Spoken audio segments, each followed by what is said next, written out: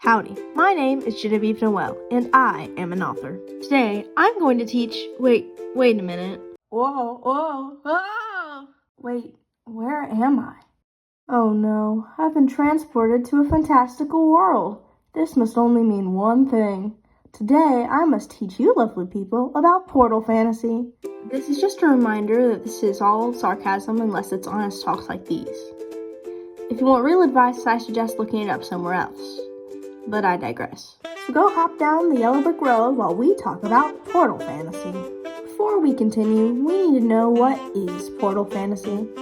Portal fantasy is a subgenre of fantasy where a character travels from the normal world to a fantastical world by some magical object.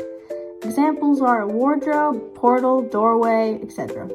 So books like Alice in Wonderland, The Wizard of Oz, or The Chronicles of Narnia are all portal fantasy. Portal fantasy is an interesting genre, which means that good stories using it are abundant and totally not as rare as tornadoes in Europe.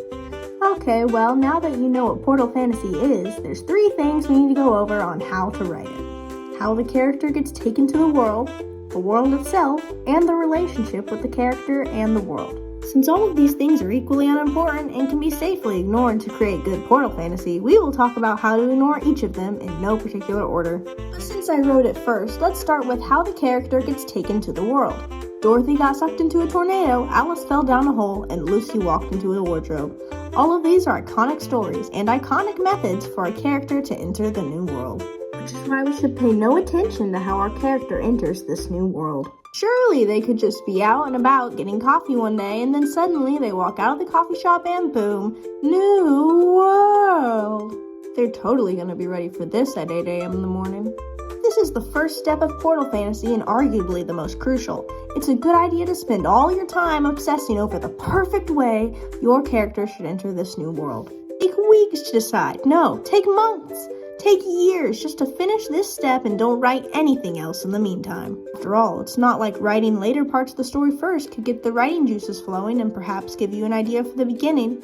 No, that's never happened before to anybody. Clearly, you have to wait and wait until the perfect idea strikes you. Just like a tornado. Because like I said before, these are abundantly common. Or you could go to the other extreme. If it's simply too hard to think of anything to do to get your characters to the new world, just don't.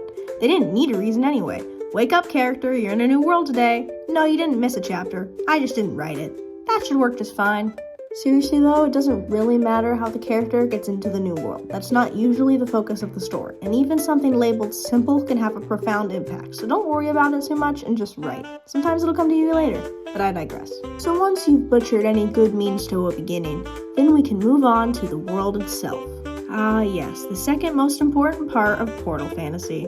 After all, if the character's going to be spending so much time in this new world, it should be enjoyable, right?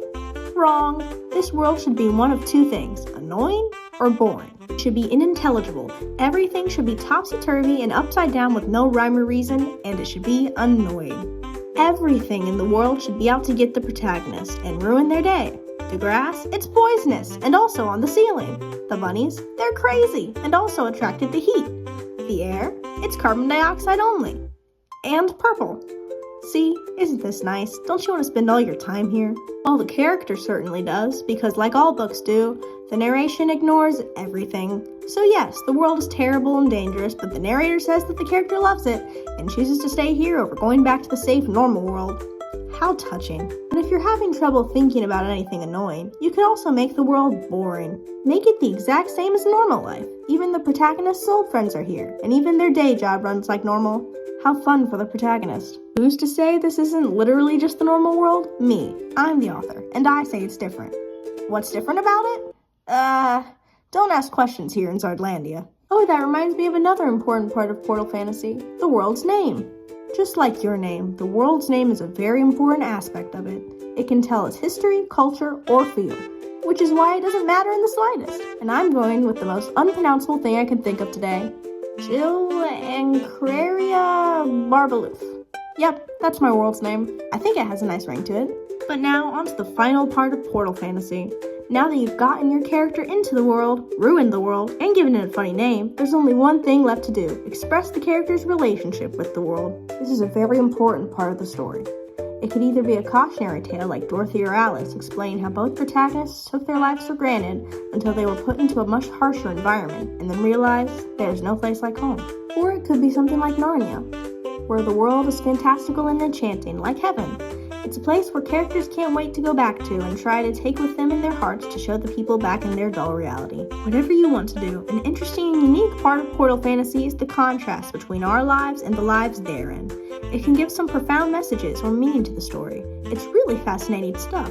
So we should handle this the way we handle any difficult subject, and not handle it at all. After all, it's difficult to leave a profound message or say something deep. I'd rather just say something shallow and pretend it's deep. For instance, Character A looked on at the new world, and finally she learned her lesson. The trees are only as green as their tips. What does that mean? Who cares? It sounds wise enough, doesn't it? Maybe a film theorist will be able to make it sound smart or something. Either way, my work here is done, and that's all that matters. Or you could have the character not say anything about the new world.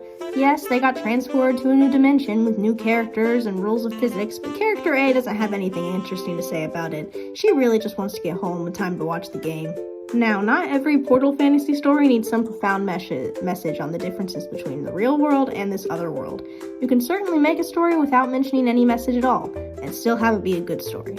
But if you do want to give some deep meaning or message, I think the best advice that I can give is to plant it throughout the entire book and not have it just be one line at the end, because usually that might make it seem like it was a last-minute thought.